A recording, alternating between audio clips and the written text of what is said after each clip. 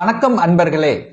அஸ்ட்ரோசிரி channel வாயிலாக நான் உங்கள் அஸ்ட்ராலஜர் டாக்டர் சதீஷ்.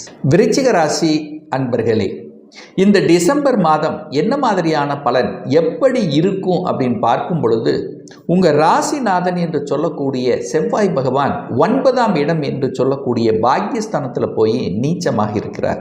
அப்போ ராசிநாதன் நீச்சமாகி விட்டாரே, நமக்கு கெடுபலன்கள் நடந்து விடுமோ என்கின்ற ஐயப்பாடு ஒரு சிலருக்கு நிச்சயமாக ஏற்படுத்தும். நிச்சயமாக கெடுபலன்களை கொடுக்காது. ஏன் கொடுக்காது அப்படின்னா, சுக்கிரனுடைய பார்வை பெற்றிருக்கிறது ஒன்று.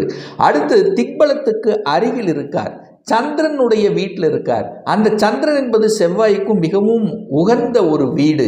இந்த மாதத்தினுடைய தொடக்கத்திலேயே செவ்வாயின் வீட்டில் சந்திரனும் சந்திரனுடைய வீட்டில் செவ்வாயும் உட்கார்ந்து பரிவர்த்தனையாக இருக்குது. அப்போ என்ன, உங்களுடைய எண்ணங்கள், செயல்கள், சிந்தனைகள் சிறப்பு பெறுங்கிறதுல மாற்று கருத்தே இல்லை. நீங்கள் பயப்பட வேண்டிய அவசியம் என்பது இல்லை. உங்கள் ராசியிலேயே பாருங்கள், யார் உட்கார்ந்துருக்கார்? சூரியன், புதன், சந்திரன், இந்த 3 கிரகங்கள் இணைவு பெற்று உட்கார்ந்துருக்கு. 9ஆம் அதிபதி 10ஆம் அதிபதி இணைவு பெற்று உங்க ராசியிலேயே இருந்து தர்ம கர்மாதிபதி யோகத்துடன் இருக்கக்கூடிய ஒரு அற்புதமான ஒரு மாதமாகவும், அதுவும் உங்களுக்கு யோகத்தை தரக்கூடிய குருவினுடைய பார்வை பெற்று உங்க ராசி அமைந்திருக்கின்ற காரணத்தால நிச்சயமாக உங்களுடைய எண்ணங்கள், செயல்கள், சிந்தனைகள் வலுப்பெறும். நீங்கள் எதையும் கவலைப்பட வேண்டிய அவசியம் இல்லை. சின்ன சின்ன கெடுதல்கள் நடந்தாலும் உங்களுக்கு பெரிய பாதிப்பை ஏற்படுத்த போவதில்லை. ஏன்னா ராசிநாதன் நீச்சம். அப்ப என்ன பண்ணுவார்? கண்ணை மூடி உட்கார்ந்திருப்பார். டிசிஷன் எடுக்கிறதுல சில தடைகளை கொடுக்கும், தாமதத்தை கொடுக்குமே தவிர உங்களுக்கு தோல்வி தராது அப்படிங்கிறதுல ஸ்ட்ராங்கா நம்ம சொல்லலாம். சரி, தொழில் விஷயங்கள் எப்படி இருக்கும், வேலை விஷயங்கள் எப்படி இருக்கும், வியாபாரத்தன்மை எப்படி இருக்கும் அப்படின்னு பார்க்கும் பொழுது 10ஆம் அதிபதியை பார்க்கணும். இந்த 10ஆம் அதிபதி உங்க ராசியிலே இருக்கார். உங்க எண்ணங்கள், செயல், சிந்தனை எல்லாம் தொழிலை விரிவுபடுத்துவது, தொழிலை எப்படி வளர்த்துவது, தொழில் சார்ந்த விஷயத்தில் இருக்கக்கூடிய பிரச்சனைகளை தீர்ப்பது, தொழிலில் எப்படி லாபத்தை அடைவது, எப்படி ஒரு பாக்கியத்தை அடைவது, தொழில் மூலமாக கிடைக்கக்கூடிய வருமானத்தை வைத்துக்கொண்டு அட்லீஸ்ட் ஒரு சிறு தொகையாவது தர்ம காரியங்களில் ஈடுபடுத்துவது. ஸோ இந்த மாதிரியான எண்ண ஓட்டங்களை கொடுக்கக்கூடிய ஒரு நல்ல மாதம்தான். தொழிலில் உங்களுக்கு பெரிய அளவு பாதகத்தை கொடுக்கக்கூடிய அம்சம் என்பது இந்த மாதம் இல்லை. ஏன்னா நீங்கள் அதை சரியாக நிர்வகிப்பீர்கள் அப்படிங்கிறத அமைப்பு. சூரியனை போல இருக்கக்கூடிய தன்மை, அதிகாரத்துடன் இருக்கக்கூடிய தன்மை, பெரிய மனிதர்களினுடைய தொடர்புகளை கொடுக்கக்கூடிய தன்மை, நீங்கள் யார் என்று வெளி உலகத்துக்கு காட்டக்கூடிய அமைப்புகள் உங்களுக்கு ஒரு நல்ல, அதாவது என்ன சொல்றது, ஒரு கௌரவத்தை நிலைநாட்டக்கூடிய தன்மைங்கிறது இந்த மாதம் உங்களுக்கு சிறப்பை பெறுகிறதுன்னு சொல்லலாம். இப்போ தொழில் நன்றாக இருக்க போகிறது.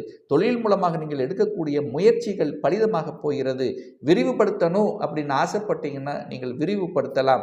அல்லது இதுவரைக்கும் நாங்கள் சொந்த தொழிலையே நாங்கள் செய்யலை, இதுவரைக்கும் வேலை பார்த்துட்டு இருக்கிற ஒரு சொந்த தொழில் செய்யலாமா அப்படிங்கிற எண்ணம் வருகிறதுன்னா உங்கள் ஜாதக கொடுப்பினை பார்த்து நீங்கள் சொந்த தொழிலை ஆரம்பிக்கலாம். அதில் எந்த ஒரு பெரிய ட்ரபிளுங்கிறது கோச்சார ரீதியாக இல்லை. சரி, குழந்தைகளின் நலன்கள் எப்படி இருக்கும்? 5ஆம் இடத்தை பார்க்கணும். குரு எப்படி இருக்கார்? 7ஆம் இடத்திலிருந்து லக்னத்தை பார்க்குது, முயற்சி ஸ்தானத்தை பார்க்குது, லாபஸ்தானத்தை பார்க்குது.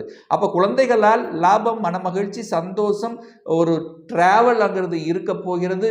குழந்தைகளுக்கு தேவையானதை செய்து அதை முடித்து அந்த குழந்தைகளுக்கு ஒரு நல்லது செய்யக்கூடிய அம்சம்ங்கிறது இந்த மாதம் இருக்குது. குழந்தைகளால் நல்லவைகள், உங்களால் குழந்தைகளுக்கு நல்லது, குழந்தைகளால் உங்களுக்கு நல்லது, பூர்வ புண்ணியம் பலப்படுகிறது, பூர்வீகத்தில் நல்லவைகள் நடக்கக்கூடிய தன்மை அப்படிங்கிறது இருக்குது.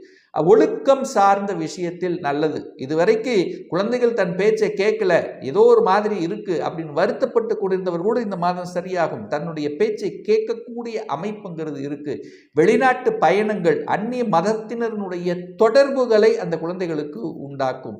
ஏன்னா ராகு அங்கே 5ல் உட்கார்ந்துருக்கார். குழந்தைகள் படிப்பு விஷயமாக வெளிநாடு செல்லக்கூடிய தன்மை, வெளி மாநிலத்துக்கு செல்லக்கூடிய தன்மை, அந்நிய மொழி பேசுபவர்கள் மூலமாக அனுகூலம், ஆதாயம், காதல் வரப்போகிறது. காதல் திருமணமாக கன்வெர்ட் ஆக போகிறது. ஸோ அந்த காதல் சார்ந்த விஷயத்தில் பிரச்சனையோடு இருந்தவர்களுக்கு இப்போ ஒரு நல்லது நடக்க போகுதுன்னு எடுத்துக்கலாம். ஏன்னா குரு பகவான் 5ஆம் அதிபதியாக இருக்கக்கூடிய குரு பகவான், காதல் ஸ்தானத்துக்கு அதிபதியாக இருக்கக்கூடிய குரு பகவான் காதல் காரகன் என்று சொல்லக்கூடிய சுக்கிரனை பார்க்கிறார். அப்ப 2 பேரும் பார்த்து கொண்டிருக்கின்ற காரணத்தால காதலில் ஒரு இணக்கம் ஏற்படக்கூடிய தன்மை, காதல் திருமணம் செய்யக்கூடிய தன்மை, சுப காரியங்கள் செய்யக்கூடிய வாய்ப்புகள் சந்தர்ப்பங்கள் உண்டு. ஏன்னா 7ஆம் இடத்தில் குரு உட்கார்ந்திருக்கார். 7ஆம் இடத்தில் குரு உட்கார்ந்து அது சுக்கிரனுடைய வீடாக அமர்ந்து குரு சுக்கிரனை பார்க்கக்கூடிய நிகழ்வு இருக்கிறதுனால குடும்பத்தில் உங்களுக்கு சுப காரியங்கள் செய்யக்கூடிய அத்தனை அமைப்புகளும் இந்த காலகட்டம் பிரகாசமாக இருக்கிறது. அதில் தடை என்பது இல்லை, நிச்சயமாக இல்லை அப்படின்னு நம்ம சொல்லிக்கலாம். 8ஆம் அதிபதி உங்கள் லக்னத்தில் இருக்கிறதுனால சில சமயங்களில் உங்கள் ராசிதிபதி நீச்சமாக இருந்து 8ஆம் அதிபதி இருக்கிறதுனால எதிர்மறை எண்ணங்களும் உங்களுக்கு தோன்றும். நெகட்டிவ் தாட்ஸ், பாசிட்டிவ் எண்ணங்களுக்கு தான் போகணும். நெகட்டிவ்குள்ளே போனீங்கன்னா ஒரு தொந்தரவு பிரச்சனையை கொடுக்கிறதுன்னு அர்த்தம். ஏன் 8ஆம் அதிபதியாக இருக்கக்கூடிய புதன் லக்னத்தில் இருக்கார், ஆனால் திக்பலத்தோடு வலிமையாக இருக்கார். சில சமயங்களில் பார்க்காத, அதாவது எதிர்பாராத சில வாய்ப்புகளும் உங்களுக்கு தேடி வரக்கூடிய அமைப்பும் இந்த காலகட்டம் உண்டு. ஏன்னா 8ஆம் அதிபதியாக இருக்கக்கூடிய புதனை குரு பார்க்கிறார், குரு பார்த்து சுபத்துவப்படுத்துகிறார். அப்ப புதன் சம்பந்தப்பட்ட மாமன் வகையார சார்ந்த விஷயத்தில் பிரச்சனையோடு இருந்தவர்கள் இப்ப அந்த பிரச்சனை தீரப்போகிறது அப்படின்னு நம்ம எடுத்துக்கலாம். அதே சமயத்தில் இந்த இன்டர்நெட் சம்பந்தப்பட்ட துறையில் இருக்கின்றவர்கள், கம்ப்யூட்டர் கணக்கு சம்பந்தப்பட்ட விஷயங்கள் இருக்கின்றவர்கள், ஆடிட்டிங், அக்கௌண்ட், சிஏ இந்த மாதிரி படித்து கொண்டிருந்தவர்களுக்கு சில தடங்களை கொடுத்து கொண்டிருந்த விஷயங்கள் இப்போ அது தீரப்போகிறதுன்னு அப்படி நம்ம எடுத்துக்கலாம். ஸோ புதன் நன்றாக இருக்க போகிறார், புத்திசாலித்தனம் மேம்பட போகிறது. உங்கள் ராசியிலேயே புதன் உட்கார்ந்திருக்கார். புதனுங்கிறது அறிவு கிரகம் அல்லவா, புத்திசாலித்தன கிரகம் அல்லவா, சமயோகித புத்தியை தந்து எந்த இடத்தில் எதை செய்ய வேண்டும் எதை செய்யக்கூடாது என்று அறிவு உள்ளுணர்வாக உங்களுக்கு தெரியப்படுத்தக்கூடிய வகையில் இந்த மாதம் இருக்கிறது. அப்ப அறிவு சம்பந்தப்பட்ட துறையில் இருக்கின்ற தன்னுடைய அறிவையும் புத்தியும் வைத்து செய்யக்கூடிய அனைத்து விதமான தொழில்கள் மூலமாக நல்லவைகள் நடக்கக்கூடிய அமைப்புங்கிறது இருக்கிறது. கடவுளினுடைய அனுகிரகம் இருக்கின்றது, பெரியோர்களின் ஆசீர்வாதம் இருக்கிறது, குலதெய்வத்தினுடைய அனுகிரகம் என்பது நிச்சயமாக உண்டு. குலதெய்வத்துக்கு சென்று வரக்கூடிய பாக்கியம் இருக்கிறது. தர்ம காரியங்களில் ஈடுபடக்கூடிய தன்மை, கோயில் திருப்பணிகளில் தனக்கு முடிந்த உதவிகளை செய்யக்கூடிய தன்மை இருக்கிறது. கும்பாபிஷேகம் செய்யக்கூடிய அந்த பெரியோர்களோட துணையோடு செய்யக்கூடிய வாய்ப்புகள் சந்தர்ப்பங்கள் உங்களுக்கு ஏற்படுத்த போகிறது. நீங்கள் யாரை மீட் பண்ணுகிறீர்களோ அவர்கள் மூலமாக நல்லவைகள் நடக்கக்கூடிய தன்மை. சுக்கிரனை குரு பார்த்து சுக்கிரனை சுபத்துவப்படுத்துற சுக்கிரன் 3ஆம் இடத்தில் அமர்ந்திருக்கார்.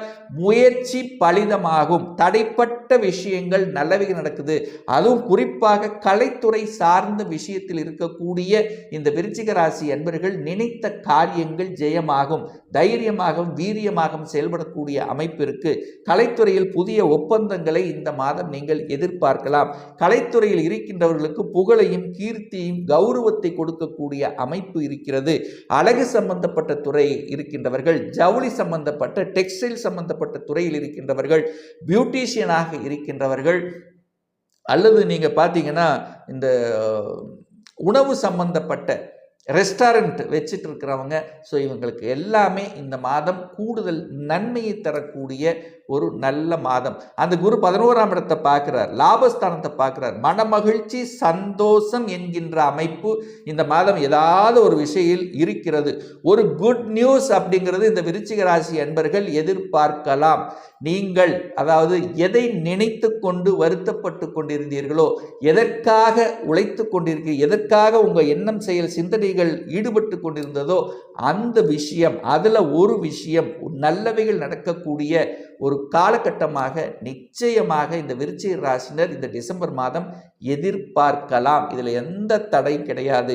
வெளிநாட்டு தொடர்பு இருக்கிறது, வெளிநாட்டுக்கு சென்று வரக்கூடிய பாக்கியம் இருக்கிறது. வேலையில் இல்லாதவர்களுக்கு வேலையில் புதியமாக அடிஷ்னல் ரெஸ்பான்சிபிலிட்டி அல்லது ப்ரமோஷனை நீங்கள் எதிர்பார்க்கக்கூடிய ஒரு நல்ல மாதமாக நிச்சயமாக அமையும்.